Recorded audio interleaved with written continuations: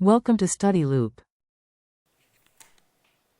You can determine the sign of the energy change, whether it be the energy itself, the enthalpy, the work, or the heat, by remembering that if energy is released, it's negative.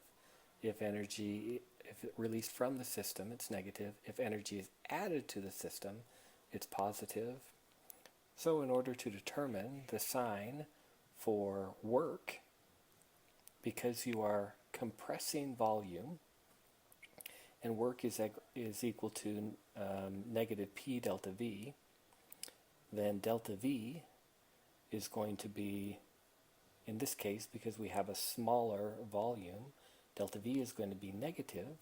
If delta V is negative, then negative P times the delta V, which is negative, is going to give us a positive work. And also work is being done to the system, so it's positive. If the system is warming up, the air is warming up when it's compressed, then heat is being released, and if the energy is being released, in this case as heat, then Q, which is heat, will be negative.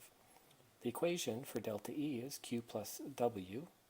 If one is positive and one is negative, you cannot determine the sign on delta E unless you know the magnitudes of Q and W. However, it's most likely that more work is being done to the system than heat is being released. Therefore, W is likely greater than Q. If W, which is positive, is greater than Q, which is negative, then it's highly likely that delta E is also positive.